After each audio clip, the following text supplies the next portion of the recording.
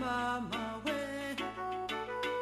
inda mama, inda mama, inda mama we, inda mama, inda mama, inda mama we, inda mama, inda mama, inda mama we.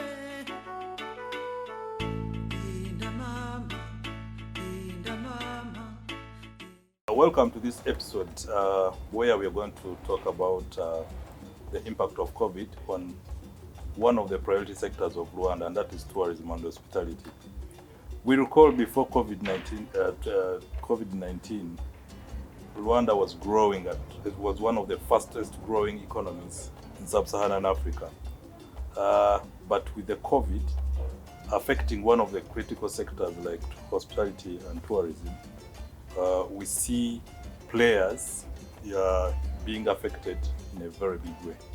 So in this episode, we are going to have a discussion, a very candid discussion with one of the players in this very critical sector. A gentleman very experienced in this sector. He owns a tours and travel company called Wildlife Tours Rwanda. So he's called Davidson Mugisha. Welcome to this talk show. Yeah, thank you, Palm Production Limited, for inviting me to this talk. My name is Davidson Mugisha. I own a tours and travel company called Wildlife Tours Rwanda. We've been in business as a company since 2007. But for myself, I've been in business over 20 years. We're based in Kigali, but at the moment, actually, we are serving 18 countries in Africa. Yeah, as you said, tourism was one of the most hit business. Yeah, but first of all, tourism employs 3 out of 9 people. They are employed in tourism and hospitality. So when we say it has hit, it means like the whole multiplier chain, the whole multiplier effect is hit by this pandemic. Look like when you're employing people in the hotels, the food we buy from the hotel, for the hotels, for the guests, The suppliers, the guides, they buy fuel from the petrol stations, and everything is affected. So you can look, for example, when you look at the statistics from RDB, the parks and the volumes of visitors had increased to over 200%. But today, I was recently in the Volcanoes National Park, where we used to have all the groups visited. Today, you go, you find that there are like 2, 3, 4 groups. How is that place, by the way? Is it turning out bushy? There are some tourists even who are visiting those places. Are the parks operational? Yes, they are operating. Okay. Our parks have been open, even with this pandemic. But of course, we follow the SOPs and we follow the Ministry of Health guidelines. Before the tourists come, they have to be vaccinated. And you have to show your testing results. Again, you get another vaccination on departure. So they come, like people had booked mostly. Now at the moment we are looking at the Arab countries, because for them they have not stopped their people to travel. But some countries have stopped people travel. For example, France, UK, where even Rwanda Air does not fly to Gatwick at the moment, because Rwanda is put in the red list by the UK government. So it automatically affects tourism.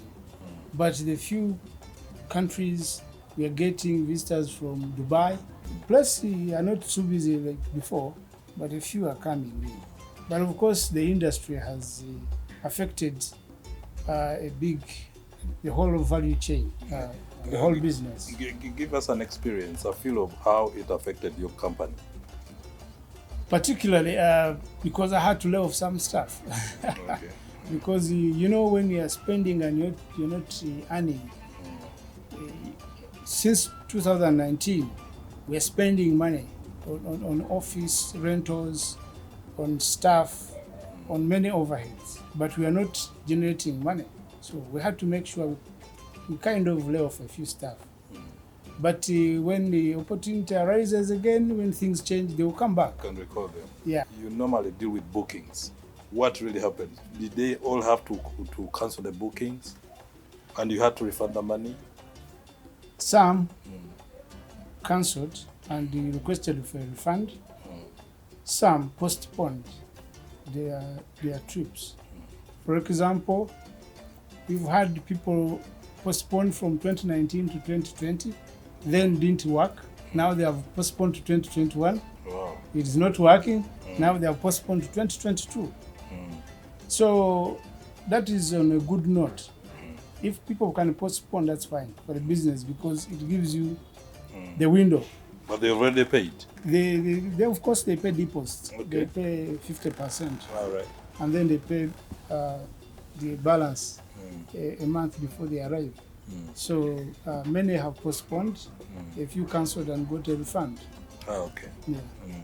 So let's talk about a refund that we had of. We read in the news the government was putting in place a recovery fund that could benefit players like you. Did you benefit from that? And if you did, how has it enhanced your recovery?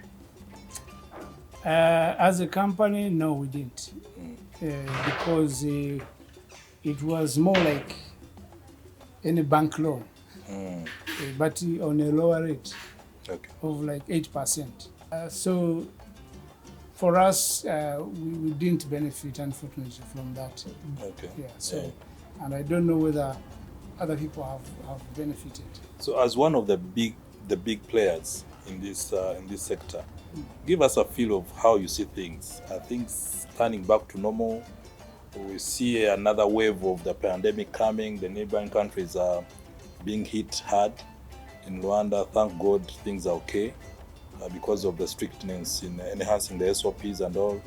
So, give us a feel of how the Rwandan market is. When the vaccination started, we saw an increase in the number of bookings from all over the world. But with the new wave in the neighboring countries, it kind of scares away the visitors because most people actually, they look at East Africa as one destination, as one region. So whatever happens to the neighbor affects you. That's why it's always good to follow the guidelines as a region. We are going to see in the next couple of days if there will be decline in the bookings. But when the vaccination started, we saw a lot of bookings from the US, from UK, from Australia, from Canada. People are getting the kind of confidence back to travel. But with the new wave and what is happening, we still have to kind of wait and see what happens. But I also need your perspective on something very critical, the inward looking when it comes to this sector. This whole business of relying on the Europeans to come and see our sites, attractions and all, how can we develop our own, empower our own people to actually visit our sites, the inward looking? In other words, developing domestic tourism. That's a brilliant question. I think if you want to develop domestic tourism, in the long run, you have to start it in schools. Teach the children about their national parks, about their wildlife, about their history. Which we do, I think. Make them love it. But a lot of the curriculum talks about the French, Napoleon Bonaparte, Canadian prairies, all that. So when somebody is growing up, he thinks, oh, those are the best places. And I should go and visit the London Bridge. And then our tradition beliefs, like for example in Musanze, people used to believe like the volcanoes can give you a curse in the morning if you wake up and look at the volcanoes. Yes. You see? So that's negative. In Kinyarwanda they used to say ibirunga bitera umwako. Okay. Okay? So everyone who woke up in the morning never used to look at the volcanoes. To avoid the curses. They avoid the caches. Yeah. Yet the Wazungu are looking there. Yes, Because there is dollar. They know Yeah. what is there. Okay? Okay. So such things have to come from education, from just on the ground. Okay. You can't correct that in the short run at the moment. It's quite difficult with all the incentives available. All right. But if you start it in schools, in stories, we give to children, so that they grow up loving the country. And But we should also see them go and visit those sites. It's not something that is well developed here. Should Rwanda school- Development Board has tried by doing Tembe Rwanda, where they get the students and go visit the national parks. Yeah, they've tried that. That's a good one. They have I think I've also- seen some buses Yes. with that word. Yes, I they have think it's a also good tried initiative. to kind of Do reward. they go in schools? Yes, Okay. they have also tried to reward the best performers in kind of different institutions by also giving them the Tembe Rwanda experience. They have tried to bring people from diaspora, especially the Rwandans, who come here during the different The festive season. festive season Yeah. to go and see the parks. Okay. They have tried to reduce the park fees.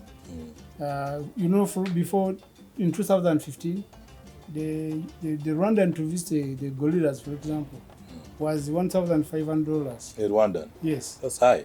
but now it's 200. Wow. Wow. So you can see the government has tried to reduce, so that's as an incentive to make sure people visit. Oh, okay. And even the national parks in Akagera, the rates for Rwandans is very small. Even in Nyungwe, even for other products in volcanoes, the fees are very, very, very low. For the locals. Yeah, for the locals. Just to in a way of promoting domestic tourism. Yes. Okay. But we need to know how you market these products for Rwandan.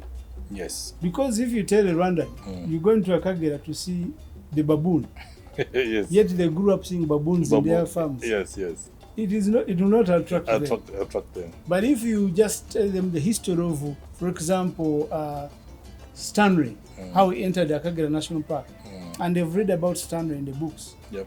Okay? So you need to know how you put your So content. it's the marketing issue. The marketing issue. Okay. The approach we use Okay. sometimes. The is not- PR marketing. Yeah. Yeah. Talk about, you see when they go to Nyungwe, they're excited with the canopy walk. Yes. Yes. Hmm? I've Because seen you- couples proposing. But on- if you on the tell car- them, chimpanzee, this thing, Yamas. so nyamaswa like that, or snakes, Okay. you have to The look birds. at a Talk of different, birding. We normally see birds here. So we just need to change the our package- approach. yes, Yeah, the the marketing. packaging. yeah. I want to drive you to this very important aspect with the East African tourism single visa. Yes, You as a player, did it really work? yes, it has, because we got many bookings and people wanting to visit other countries, because now it was a bit of a hassle-free Okay. to visit other places. We just want single visa. We had people visit here, the gorillas in Rwanda, then they go to Uganda, they visit Queen Elizabeth, they go from Queen, they want to go to Masai Mara, and it was working very Kilimanjaro well. in Tanzania. No, Tanzania is not part of the East African visa. Oh, okay. Unfortunately, Tanzania and Burundi have refused. Okay. So now it's Uganda, Rwanda, and Kenya. We talk about the East African integration. Yes. And what do you mean with integration? Integration means free movement of goods, people, and service. Yes. Okay? But you try to go and do some business, for example, in Tanzania, you're going to realize that the limitations are so many for you to do business there as a member of East Africa. Okay. These are things we need to change. And the private sector also has to play a role. But above all, those countries need to have the political will. Absolutely. I agree. I entirely agree. And let's talk about the tourism strategy. Now we're talking of strategies. Member states taking different strategies. Some countries are taking the MICE strategy, which is high end. Yes. Others are taking mass tourism. Mass tourism, Yes. which is different, a little different from the MICE, which is the high end. Doesn't this bring some conflict, conflict in implementation. Like for instance, if I have to visit gorillas in a country that is high end, probably I could get it a little higher in a country where it aims at what? Attracting backpackers, so to say, mass tourism. So you as a very experienced player, has that had an impact when it comes to strategy? Well, as a country, as Rwanda, because Rwanda is a small country, we have only 4 national parks. And when you're talking about sustainable tourism, you have to think about the negative impact it brings if you attract mass tourism.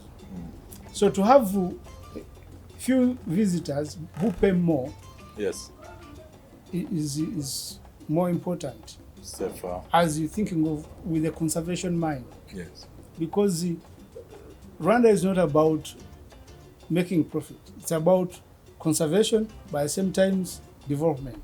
wow, Then how do you link the two? Attract that cream who come and sell your, you see your premium product. Make sure you have a good infrastructure, okay, which goes with that kind of segment. Make sure the skills of the guides, the kind of the vehicles, everything. it's top notch. Yes, is top notch. And then offer that. Okay. There are many people who can afford that. And those who cannot afford that, they still have an option to visit a country. They can still do it with the, I'm not saying the mountain gorillas, which they claim are expensive, but with the other parks, Akagera National Park, Nyungwe, these are not expensive national parks. I agree. Yeah. So other countries that actually go with mass tourism, for example, in East Africa, Kenya, Tanzania, it's because they have a lot of camping. Yeah, okay. They do a lot of camping. Yep. So these trailers come full of backpackers, they pitch tents, and then they kind on budget. I love that experience. Yeah, Don't so you? they do that. Don't you love that experience? The camping and all? It is a good experience. You can still do it in Akagera National Park. Okay. Yeah, you can still do it in Akagera National Yeah. Park. Now let's talk about countries that have chosen MICE. That is meetings, incentives, conferences and events. So is Rwanda. I think the leader on the continent is South Africa? South Africa. Yes. What is the future of this strategy, given that MICE tends to target, it's very outward looking, yes? Trying to attract those tourists, people coming for business trips, conferences and all. Yes, what is the future of this? Well, with the current pandemic, ongoing pandemic. How does this business work? I can first start with that. You have to bid for these big meetings. Competition is very high. Yes. Because you're bidding with other big players. South Africa, Morocco, even Nigeria. These guys have got so many conventions, convention bureaus. Yes, and infrastructure is and way up there. infrastructure. Okay? Rwanda, which just coming up in the just past 28 years, we have now the Rwanda Convention Bureau. We have the Kigali site. We have the Lusololo also Convention Bureau, that side. It's something good to actually appreciate. So you have to bid. It's a lot of business. When people come for meetings, they don't only sit for meetings. Remember they eat. They Remember they travel around. the multimodal kind of transport. The visas they pay on arrival. Yeah. Everything. So it's good business. Yeah. Incentives, something, conferences, something, events to organize. So the future, or definitely, with the vaccination, I think it will come up again. Because I've seen many people actually they drive towards the virtual meetings.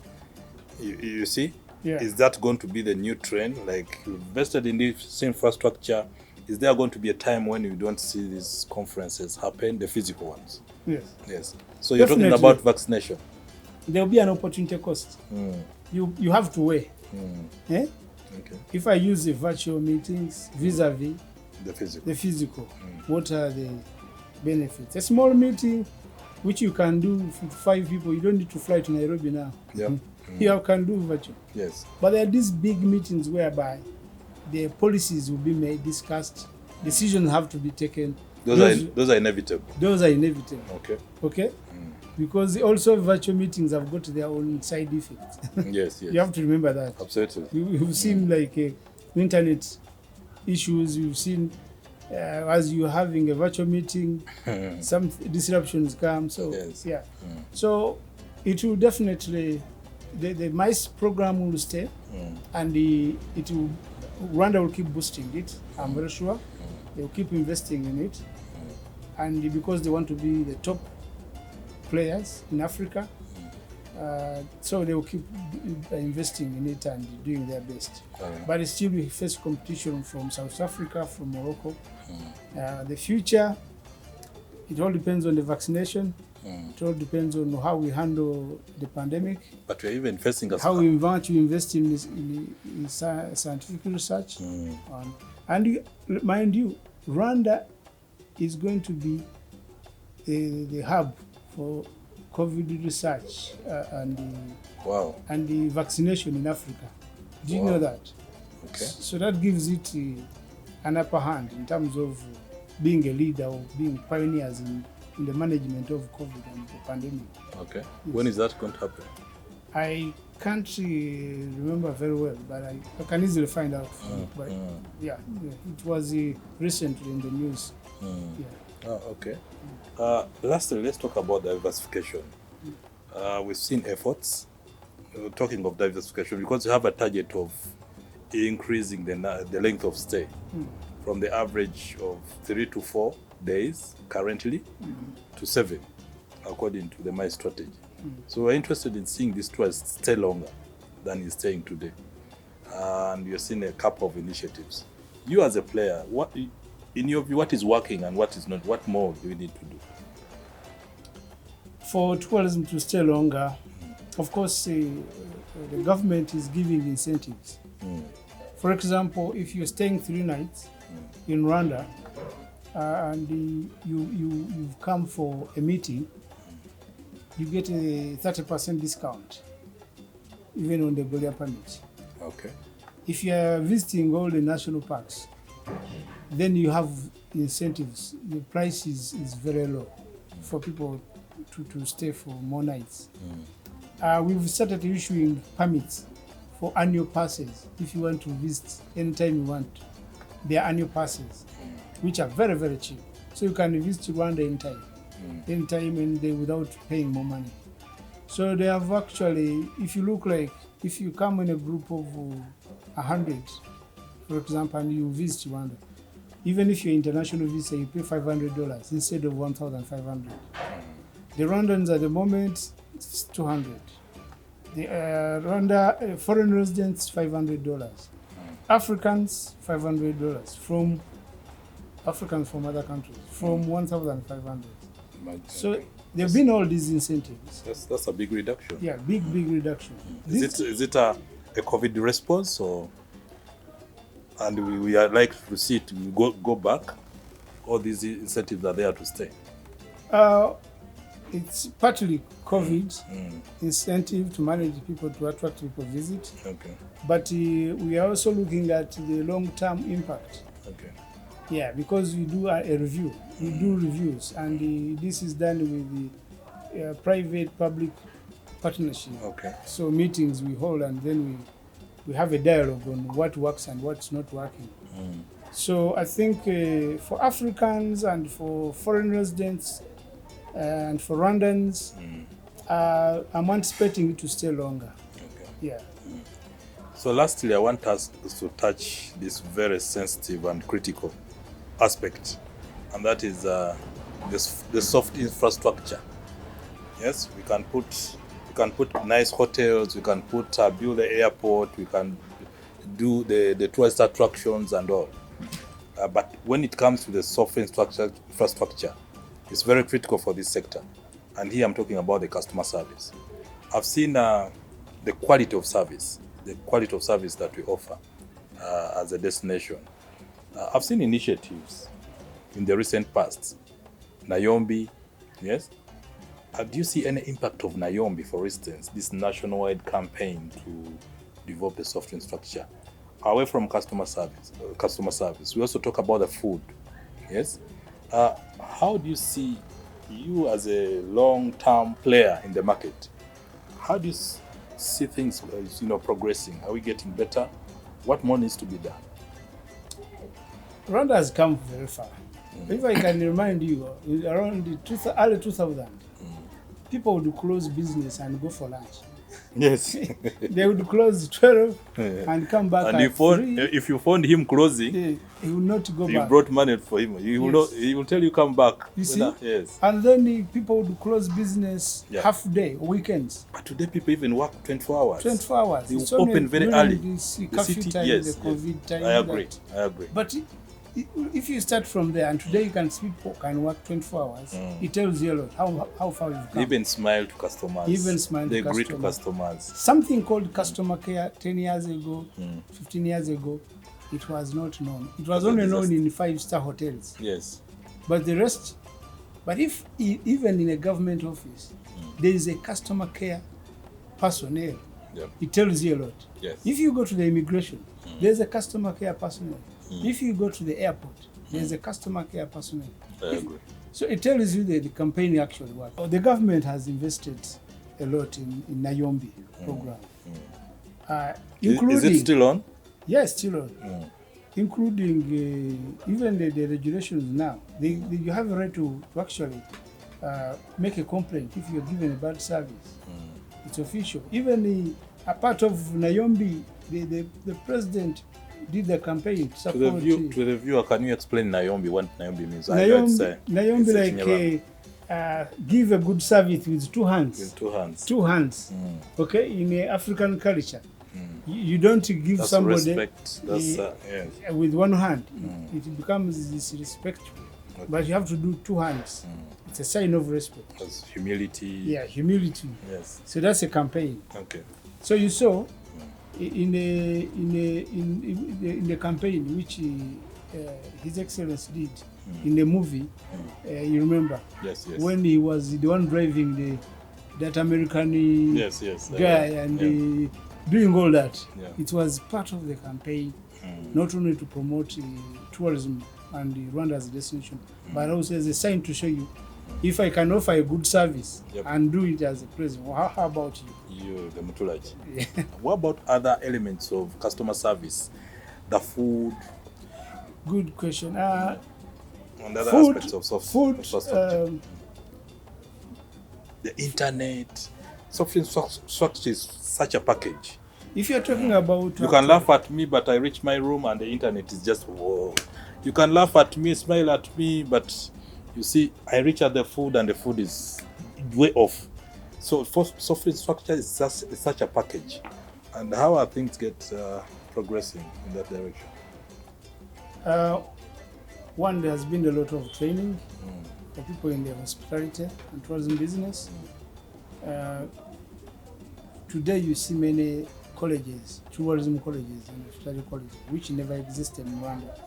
Because after 1994, most of our trainees were taken to neighboring countries, Italy in particular, to learn about hospitality. That's Kenya? Kenya. But today we have our even universities, the University of Tourism and Business Management, UTB and other colleges, to train people. And also there are what they call online trainings that are happening in different organizations. So it has helped to improve the quality of service. In regard to food, Rwanda has got good fresh food. And the question was on who prepares it. And this also went with having the training and qualified the chefs. catering. Yes. Yes. If you're choosing a good hotel, you don't look at only the building. You look at the views around, the environment around it, the service quality, the internet, the food, the internet. Over now, I'll tell you, over 80% of Rwanda, you get a network coverage, phone coverage. Yes. Internet, we have 4G. Yes. Almost it has covered beyond 50% of the country now. You can access 4G. So that tells you, like, we've never had actually any, as operators, we've never had clients complain about things like internet. Okay, that was something I've not heard of. The food has improved a lot.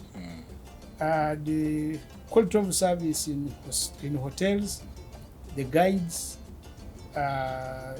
in the parks, you find that people actually are very, very professional with what they are doing at the moment. So things are better. Yes. So, dear viewers, you heard it from the expert, very experienced expert. You can be an expert but not experienced.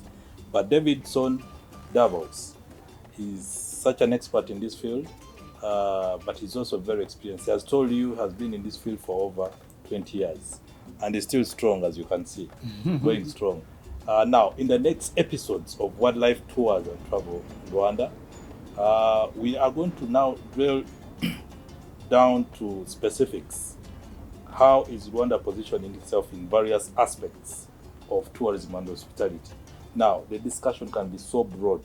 Talk of culture tourism, talk of education tourism, talk of medical tourism, talk of the list is endless. So we dwell in specifically what Rwanda is doing in specific sectors in promoting this very critical sector that is contributing significantly to its socio-economic development. Tune in. See you next time.